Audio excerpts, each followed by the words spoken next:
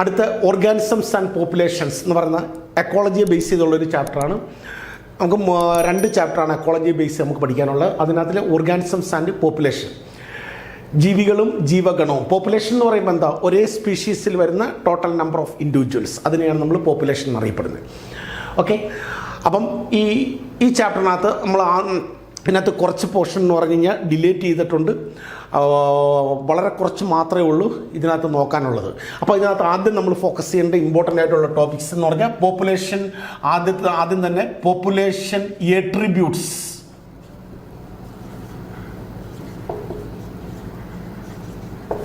Population ഏട്രിബ്യൂട്ട്സ്, ഒരു പോപ്പുലേഷൻ്റെ പ്രത്യേകതകൾ എന്തൊക്കെയാണ്, അത് നമ്മൾ നമ്മുടെ വീഡിയോസിനകത്ത് കിടപ്പുണ്ട്. ഡീറ്റെയിൽ ആയിട്ട് ശ്രദ്ധിച്ചതൊന്ന് ആ വീഡിയോസ് ഒന്ന് കാണുക. കണ്ടു കഴിയുമ്പോൾ അത് മനസ്സിലാവും. അപ്പം പോപ്പുലേഷൻ ആട്രിബ്യൂട്ട്സ് എന്ന് പറയുമ്പോഴത്തേനും അതിനകത്ത് നമുക്ക് പോപ്പുലേഷൻ്റെ പ്രത്യേകതകൾ എന്തൊക്കെയാണ്. അതിൽ ഒന്നാമത്തെയാണ് ബർത്ത് റേറ്റ്, 2 ഡെത്ത് റേറ്റ്, പിന്നെ പോപ്പുലേഷൻ സൈസ്, അതുപോലെ തന്നെ സെക്സ് റേഷ്യോ, പിന്നെ age distribution, population size etcetera. അങ്ങനെ കുറച്ച് സംഭവങ്ങളാണ് വരുന്നത്. അതിൽ ആദ്യത്തെ ബർത്ത് റേറ്റ്, പിന്നെ ഡെത്ത് റേറ്റ്, പിന്നെ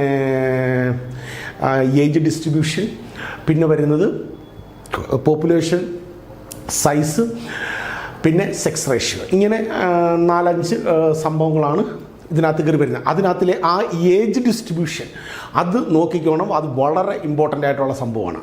അപ്പോൾ പോപ്പുലേഷൻ ആട്രിബ്യൂട്ട്സിനകത്ത് നിങ്ങൾ മെയിനായിട്ട് നോക്കേണ്ടത് ആ ഏജ് ഡിസ്ട്രിബ്യൂഷൻ.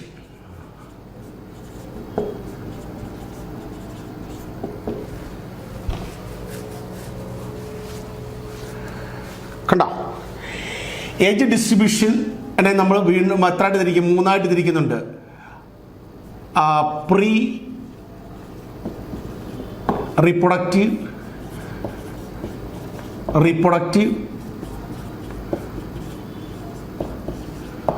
പോസ്റ്റ് റീപ്രൊഡക്റ്റീവ് എന്നിങ്ങനെ. അപ്പോൾ പോപ്പുലേഷൻ ആട്രിബ്യൂട്ട്സിനകത്ത് മെയിനായിട്ട് നിങ്ങൾ ഫോക്കസ് ചെയ്യേണ്ട ആ ഏജ് ഡിസ്ട്രിബ്യൂഷനാണ് നോക്കേണ്ടത്. ഒരു പോപ്പുലേഷനകത്ത് കാണപ്പെടുന്ന ഇൻഡിവിജ്വൽസിൻ്റെ ഏജ് ഡിസ്ട്രിബ്യൂഷനെ 3 കാറ്റഗറിയിലാണ് തിരിക്കുന്നത്. Pre reproductive, post reproductive. നമ്മൾ പറയത്തില്ല കുട്ടിക്കാലം, യൗവനം, വാർദ്ധക്യം, അങ്ങനെ 3 സ്റ്റേജുകളായിട്ട് തിരിക്കുന്നത്. അപ്പോൾ ആ ഏജ് ഡിസ്ട്രിബ്യൂഷനെ ബേസ് ചെയ്ത് നമുക്കൊരു പിരമിഡ് പോലെ ഒരു 3 ഡയഗ്രാം,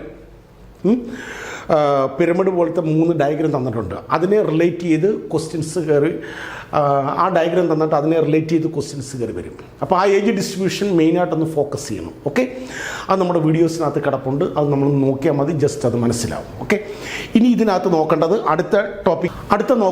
അടുത്ത ഇമ്പോർട്ടൻ്റ് ആയിട്ടുള്ള ടോപ്പിക്കാണ് പോപ്പുലേഷൻ ഡെൻസിറ്റി. ഒരു പോപ്പുലേഷനകത്ത് കാണപ്പെടുന്ന പോപ്പുലേഷൻ ഡെൻസിറ്റി എന്ന് പറഞ്ഞു കഴിഞ്ഞാൽ പോപ്പുലേഷനകത്തുള്ള ഇൻഡിവിജ്വൽസിൻ്റെ നമ്പർ, ടോട്ടൽ നമ്പർ എടുക്കുന്നതിനാണ് പോപ്പുലേഷൻ ഡെൻസിറ്റി എന്നറിയപ്പെടുന്നത്. ഓക്കെ, അപ്പോൾ ഈ പോപ്പുലേഷൻ ഡെൻസിറ്റിക്ക് ഫ്ലക്ച്വേഷൻ ഉണ്ടാകുന്നത് ഏതൊക്കെ രീതിയിലാണ്, അതിനെ ബേസ് ചെയ്ത് ക്വസ്റ്റ്യൻ കയറി വരുന്നതാണ്. അപ്പോൾ പോപ്പുലേഷൻ ഡെൻസിറ്റിക്ക് ഫ്ലക്ച്വേഷൻ, മാറ്റം സംഭവിക്കുന്നത് ഏതൊക്കെ പ്രോസസ്സുകൾ നടക്കുമ്പോഴാണ്. 1 ബർത്ത് റേറ്റ് കൂടുമ്പോൾ, 2 ഡെത്ത് റേറ്റ്, പിന്നെ എമിഗ്രേഷൻ അല്ലേ. ഈ 4 പ്രോസസ്സുകൾ നടക്കുമ്പോഴാണ് എന്ത് ചെയ്യുന്നത്, പോപ്പുലേഷൻ ഡെൻസിറ്റിക്ക് ഫ്ലക്ച്വേഷൻ ഉണ്ടാകുന്നത്. അപ്പോൾ ഇതിനെ ബേസ് ചെയ്തൊരു ഡയഗ്രാം നമ്മുടെ ടെസ്റ്റിനകത്ത് കിടപ്പുണ്ട്. അത് നമ്മുടെ വീഡിയോസിനകത്തുമുണ്ട്. അതൊന്നും മനസ്സിലാക്കണം. അപ്പോൾ ആ ഡയഗ്രത്തിൻ്റെ നമ്മളിങ്ങനെ birth rate, death rate, birth റേറ്റിന് പറഞ്ഞ മറ്റൊരു പേരാണ് നെറ്റാലിറ്റി, ഡെത്ത് റേറ്റിന് മോർട്ടാലിറ്റി, പിന്നെ ഇമിഗ്രേഷൻ ആ ഒരു ചാർട്ട് പോലെ നമുക്ക് കിടപ്പുണ്ട് നമ്മുടെ ടെസ്റ്റിനകത്ത്. ആ പടം അതുപോലെ തന്നിട്ട് അവിടെ ഫില്ല് ചെയ്യേണ്ട എന്തൊക്കെയാണ്, emigration, birth rate, death rate, അവിടെ ഫില്ല് ചെയ്യേണ്ട ഏതൊക്കെയാണെന്ന് നമുക്ക് ഡാഷ് ഇട്ട് തരും. അപ്പോൾ ആ ക്വസ്റ്റ്യനൊന്നും, ആ ഡയഗ്രാം ഒന്ന് നന്നായിട്ട് ഫോക്കസ് ചെയ്യണം. അത് മിക്കപ്പോഴും ഇമ്പോർട്ടൻ്റ് ആയിട്ട് ചോദിക്കുന്ന ഒരു ക്വസ്റ്റ്യനാണ്. അത് ഫില്ല് ചെയ്താൽ മാത്രം മതി, അത് ഫില്ല് ചെയ്താൽ മാത്രം മതി, വേറെ ഒന്നും നമുക്ക് ചെയ്യണ്ട. ഈ immigration, birth rate, death rate, അത്രയാണ്. അപ്പോൾ ഒരു പോപ്പുലേഷൻ ഡെൻസിറ്റിക്ക് ഫ്ലക്ച്വേഷൻ സംഭവിക്കുന്നത് ഈ 4 പ്രോസസ്സുകൾ നടക്കുമ്പോഴാണ്. ഓക്കെ, ഫ്ലക്ച്വേഷൻ ഉണ്ടാവും, മാറ്റമുണ്ട്. അപ്പോൾ ഈ 4 പ്രോസസ്സ് നടക്കുമ്പോഴാണ് പോപ്പുലേഷൻ ഡെൻസിറ്റിക്ക് ഫ്ലക്ച്വേഷൻ ഉണ്ടാകുന്നത്. അപ്പോൾ ഇതിനെ റിലേറ്റ് ചെയ്ത് ഒരു ഇക്വേഷനുണ്ട്. ആ ഇക്വേഷൻ എന്ന് പറയുമ്പോഴത്തേനും നമുക്ക് നമ്മുടെ വീഡിയോസിനകത്ത് ആ ഇക്വേഷനെ കുറിച്ച് ഡീറ്റെയിൽ ആയിട്ട് ഞാൻ എക്സ്പ്ലെയിൻ ചെയ്യുന്നുണ്ട്. അതൊന്ന് നോക്കി ഒന്ന് മനസ്സിലാക്കി ആ ഇക്വേഷൻ ഒന്ന് ജസ്റ്റ് ഒന്ന് ഓർമ്മ വെച്ചോണം. അത് പരീക്ഷയ്ക്ക് ചോദിച്ചിട്ടുള്ളതാണ്. അപ്പോൾ ആ ഇക്വേഷൻ എന്ന് പറഞ്ഞു കഴിഞ്ഞാൽ Nt+1 = Nd പിന്നെ birth plus immigration minus death plus emigration, അങ്ങനെ ഒരു ഇക്വേഷൻ നമുക്ക് തന്നിട്ടുണ്ട്. നമ്മുടെ വീഡിയോസിനകത്ത് നമ്മൾ നോക്കിക്കഴിഞ്ഞാൽ ആ ഇക്വേഷൻ ഒന്ന് കാണാൻ പഠിച്ചു വെച്ചോണം. അത് മാത്രമായിട്ട് പരീക്ഷയ്ക്ക് കയറി ചോദിക്കുന്നതാണ്. പോപ്പുലേഷൻ ഡെൻസിറ്റിക്ക് ഫ്ലക്ച്വേഷൻ ഉണ്ടാകുന്നതും 4 പ്രോസസ്സുകൾ നടക്കുമ്പോൾ അതുമായിട്ട് റിലേറ്റ് ചെയ്ത് വരുന്ന ആ ഇക്വേഷൻ എന്താണെന്നുള്ളത് ഒന്ന് ജസ്റ്റ് ഒന്ന് ഓർമ്മ വെക്കണം. അടുത്ത ഈ ചാപ്റ്ററിനകത്ത് നമ്മൾ അപ്പോൾ ആ ഇക്വേഷൻ ഇമ്പോർട്ടൻ്റ് ആണ്. Population growth curve. അപ്പോൾ പോപ്പുലേഷൻ ഗ്രോത്തിനെ നമ്മൾ രണ്ടായിട്ട് തിരിക്കുന്നുണ്ട്. ഒന്ന് എക്സ്പോണൻഷ്യൽ ഗ്രോത്ത് എന്നും, 2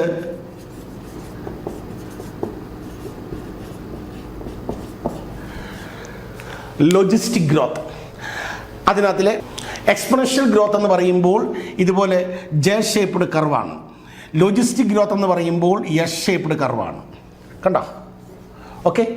അപ്പോൾ ഇതിനെ ബേസ് ചെയ്ത് പോപ്പുലേഷൻ ഗ്രോത്തിനെ ബേസ് ചെയ്ത് ഉള്ള പോപ്പുലേഷൻ ഗ്രോത്തിനെ രണ്ടായിട്ട് തിരിക്കും. Exponential growth, logistic growth. Observe ചെയ്തിട്ട് ഈ എക്സ്പോണൻഷ്യൽ ഗ്രോത്തിനെ, ഇത് എക്സ്പോണൻഷ്യൽ ഗ്രോത്ത്, ഇത് ലോജിസ്റ്റിക് ഗ്രോത്ത്, ഇതിനെ രണ്ടിനെ റെപ്രസെൻ്റ് ചെയ്യുന്നൊരു ഫോർമുലയുണ്ട്. ആ ഫോർമുല കാണാൻ പഠിക്കണം. ഓക്കെ, അത് ഉറപ്പായിട്ട് പരീക്ഷയ്ക്ക് ആ ഫോർമുല ഇക്വേഷൻ ചോദിക്കുന്നതാണ്. എക്സ്പോണൻഷ്യൽ ഗ്രോത്തിനെ റെപ്രസെൻ്റ് ചെയ്യുന്ന ഫോർമുല എന്താണ്? എക്സ്പോണൻഷ്യൽ ഗ്രോത്തിനെ റെപ്രസെൻ്റ് ചെയ്യുന്ന ഫോർമുല dN/dt = Rn. അതുപോലെ തന്നെ ലോജിസ്റ്റിക് ഗ്രോത്തിനെ റെപ്രസെൻ്റ് ചെയ്യുന്ന ഫോർമുല എന്ന് പറയുമ്പോൾ dN/dt = Rn K-N/K എന്ന് പറയും. ഓക്കെ, അപ്പം പോപ്പുലേഷൻ ഗ്രോത്തിനെ രണ്ടായിട്ട് തിരിക്കും. Exponential growth, logistic growth. J shaped കർവാണ് എക്സ്പോണൻഷ്യൽ ഗ്രോത്ത്, എസ് ഷേപ്പ്ഡ് കർവാണ് ലോജിസ്റ്റിക് ഗ്രോത്ത്. അപ്പോൾ ഇതിനെ രണ്ടിനെ റെപ്രസെൻ്റ് ചെയ്യുന്ന ഫോർമുല കാണാതെ പഠിച്ചോണം. ഓക്കെ, ചിലപ്പം ഈ ഗ്രാഫ് വന്നിട്ട് ഇത് ഏത് കർവാന്ന് എഴുതാനായിട്ട് ചോദിക്കുക. അപ്പോൾ ഇത് എക്സ്പോണൻഷ്യൽ ഗ്രോത്ത്, ഇത് ലോജിസ്റ്റിക് ഗ്രോത്ത്. ഇതിനെ രണ്ടിനെ റെപ്രസെൻ്റ് ചെയ്യുന്ന ഫോർമുല ഉറപ്പായിട്ട് അതിനകത്തിൽ ഏതെങ്കിലും ഒരെണ്ണം കയറി പരീക്ഷയ്ക്ക് ചോദിക്കുന്നു. അപ്പോൾ ആ ഫോർമുല ഉറപ്പായിട്ട് ഫോക്കസ് ചെയ്തിരിക്കണം. ഓക്കെ, ഇനി ഈ ചാപ്റ്ററിനകത്ത് അടുത്ത നമ്മൾ ഫോക്കസ് ചെയ്യേണ്ട വളരെ ഇമ്പോർട്ടൻ്റ് ആയിട്ടുള്ള ടോപ്പിക് എന്ന് പറഞ്ഞു കഴിഞ്ഞാൽ പോപ്പുലേഷൻ ഇൻട്രാക്ഷൻസ് ആണ്. Population interactions. ഈ ചാപ്റ്ററിൻ്റെ ലാസ്റ്റ് നമുക്ക് കിടക്കുന്ന ഒരു ടോപ്പിക്കാണ് പോപ്പുലേഷൻ ഇൻട്രാക്ഷൻസ്. ഓക്കെ, അത് നമ്മളൊന്ന് മനസ്സിലാക്കിയെടുത്ത് കഴിയുമ്പം അതിൽ നിന്ന് ഏതെങ്കിലും നിങ്ങൾക്ക് ചെറിയ ഷോർട്ട് ക്വസ്റ്റ്യൻ, ഈ 1 വേർഡ് പോലുള്ള ഏതെങ്കിലും ക്വസ്റ്റ്യൻ ചോദിച്ചു കഴിഞ്ഞാൽ നിങ്ങൾക്ക് അത് ഉറപ്പായിട്ട് ആൻസർ ചെയ്യാൻ പറ്റും. ഇതപ്പോൾ പോപ്പുലേഷൻ ഇൻട്രാക്ഷൻസ് നമുക്ക് അതിൻ്റെ അതും ഈ പോപ്പുലേഷൻ ഗ്രോത്ത് കഴിഞ്ഞിട്ട് പോപ്പുലേഷൻ ഇൻട്രാക്ഷൻസിൻ്റെ ക്ലാസ് നമുക്ക് ഡീറ്റെയിൽ ആയിട്ട് അതിനെക്കുറിച്ച് പറയുന്നുണ്ട്. പോപ്പുലേഷൻ ഇൻട്രാക്ഷൻസ് എന്ന് പറയുമ്പോൾ ജീവികൾ തമ്മിലുള്ള പരസ്പര ക്രിയകൾ, അത് മ്യൂച്വലിസം, കമൻസാലിസം, പ്രിഡേഷൻ, പാരസൈറ്റിസം, അമൻസാലിസം, ഇങ്ങനെ കുറേ എണ്ണം വരുന്നത്. ഓക്കെ, അതിനകത്തിൽ ആദ്യത്തെ കുറേ സംഭവങ്ങൾ അതെല്ലാം ഒന്ന് ജസ്റ്റ് എന്താണെന്ന് മനസ്സിലാക്കുക. നമ്മുടെ വീഡിയോസ് നോക്കിയിട്ട് ആ പോപ്പുലേഷൻ ഇൻട്രാക്ഷൻ എന്തൊക്കെയാണ്, ജീവികൾ തമ്മിൽ പരസ്പരം ചെയ്യുന്ന ചില ക്രിയകൾ, അതിനെയാണ് പോപ്പുലേഷൻ ഇൻട്രാക്ഷൻ. മ്യൂച്വലിസം, 2 ജീവജാലങ്ങൾ തമ്മിൽ പരസ്പര അണ്ടർസ്റ്റാൻഡ് കൂടി ജീവിക്കുകയും അവർ 2 പേർക്ക് ഒരുപോലെ ബെനിഫിറ്റ് ഉണ്ടാകുന്നതാണ് മ്യൂച്വലിസം. ഒരാൾക്ക് നേട്ടവും ഒരാൾക്ക് ദോഷവും, ഒരാൾക്ക് ബെനിഫിറ്റൊന്നും ഇല്ലാത്തതാണ് ഏത് കമൻസാലിസ്. അങ്ങനെ താഴോട്ട് വരുന്നുണ്ട്. പിന്നെ അതിനെ ബേസ് ചെയ്ത് നമ്മുടെ ടെസ്റ്റിനകത്ത് ഇങ്ങനൊരു പോസിറ്റീവ് നെഗറ്റീവ് എന്ന് പറഞ്ഞൊരു ചാർട്ട് കിടപ്പുണ്ട്. അതും ഒന്ന് ജസ്റ്റ് ഒന്ന് അത് നോക്കണം. അത് ഉറപ്പായിട്ട് പരീക്ഷ എക്സാമിന് ചോദിച്ചിട്ടുള്ളതാണ്. മനസ്സിലായി? ഒരാൾക്ക് നേട്ടം വരുവാണെങ്കിൽ അത് പോസിറ്റീവ്, ദോഷം വരുവാണെങ്കിൽ നെഗറ്റീവ് സിമ്പിളാണ് കൊടുക്കുന്നത്. 2 പേർക്കും നേട്ടമാണെങ്കിൽ പോസിറ്റീവ്. എന്നാൽ ഒരാൾക്ക് യാതൊരുവിധ ബെനിഫിറ്റും ഇല്ലെങ്കിൽ നമ്മൾ ഇവിടെ 0 എന്നിടും.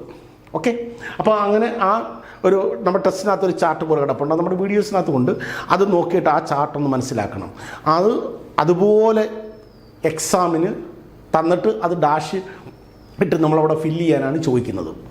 ഓക്കെ, അപ്പോൾ പോപ്പുലേഷൻ ഇൻട്രാക്ഷൻസ് ഈ ചാപ്റ്ററിൻ്റെ ലാസ്റ്റ് കിടക്കുന്ന ആ ടോപ്പിക്ക് നന്നായിട്ട് നോക്കിയിരിക്കണം. അതിൽ നിന്ന് നിങ്ങൾക്ക് ഉറപ്പായിട്ട് ഏതെങ്കിലും ക്വസ്റ്റ്യൻസ് അതിനെ റിലേറ്റ് ചെയ്ത് കയറി വരുന്നതാണ്. അത് നമുക്ക് സിമ്പിളായിട്ട് നമുക്ക് തെറ്റിക്കാതെ അത് ആൻസർ ചെയ്യാനും പറ്റുന്നതാണ്. അത് ഒന്നും ജസ്റ്റ് പഠിക്കേണ്ടതായിട്ട് ഒന്നുമില്ല, അതിൻ്റെ ഒന്നും ഡെഫിനിഷൻ പഠിക്കേണ്ട, അതെന്താണെന്ന് മനസ്സിലാക്കിയെടുത്താൽ മാത്രം മതി. എന്നിട്ട് അവസാനം ആ ചാർട്ട് പോലെ കിടക്കുന്ന അതും ഒന്ന് നോക്കിക്കോണം. ഓക്കെ, അത് ഉറപ്പായിട്ട് ക്വസ്റ്റിനകത്ത് കയറി വരുന്നതാണ്. അപ്പോൾ ഈ 3-4 ടോപ്പിക്സ് മാത്രമാണ് ഈ ചാപ്റ്ററിൽ നിന്ന് നിങ്ങൾ ഫോക്കസ് ചെയ്തിട്ട് എക്സാമിന് ഞാൻ ഈ പറഞ്ഞ 3-4 ടോപ്പിക്ക് മാത്രം ഒന്ന് ഫോക്കസ് ചെയ്താൽ മതി. ഓക്കെ, ഇതിൽ നിന്ന് നിങ്ങൾക്ക് ക്വസ്റ്റ്യൻസ് ഉറപ്പായിട്ട് ചോദിച്ചിരിക്കും. അപ്പോൾ ഇത്രയും സംഭവങ്ങളാണ്. പോപ്പുലേഷൻ അട്രിബ്യൂട്ട്സ് ആദ്യം നോക്കണം, അത് കഴിഞ്ഞിട്ട് പോപ്പുലേഷൻ ഡെൻസിറ്റി, പിന്നെ പോപ്പുലേഷൻ ഗ്രോത്ത്, പിന്നെ പോപ്പുലേഷൻ ഡെൻസിറ്റിക്ക് ഫ്ലക്ച്വേഷൻ ഉണ്ടാകുന്ന ഏതെല്ലാം പ്രോസസ്സുകൾ നടക്കുമ്പോൾ അതിൻ്റെ ആ ഡയഗ്രാം, പിന്നെ പോപ്പുലേഷൻ ഗ്രോത്ത്, പിന്നെ പോപ്പുലേഷൻ ഗ്രോത്തിനെ റെപ്രസെൻ്റ് ചെയ്യുന്ന ഈ പോപ്പുലേഷൻ ഗ്രോത്തിനെ നമ്മൾ രണ്ടായിട്ട് തിരിക്കും, എക്സ്പൊണൻഷ്യൽ, ലോജിസ്റ്റിക്, ഇതിനെ റെപ്രസെൻ്റ് ചെയ്യുന്ന ഫോർമുല, പിന്നെ പോപ്പുലേഷൻ ഇൻട്രാക്ഷൻ. ഇത്രയാണ് ഫോക്കസ് ചെയ്യേണ്ടത്. ഓക്കെ, ഇത്രയും കാര്യങ്ങളൊന്ന് ഫോക്കസ് ചെയ്ത് കഴിഞ്ഞാൽ ഇതിൽ നിന്ന് ഏത് ക്വസ്റ്റ്യൻ ചോദിച്ചു കഴിഞ്ഞാലും നിങ്ങൾക്ക് തെറ്റാതെ ആൻസർ ചെയ്യാൻ പറ്റും. ഓക്കെ, ഇത്രയും കാര്യങ്ങളേ ഉള്ളൂ ഈ ചാപ്റ്ററിനകത്ത് നോക്കാനായിട്ട്. ഓക്കെ.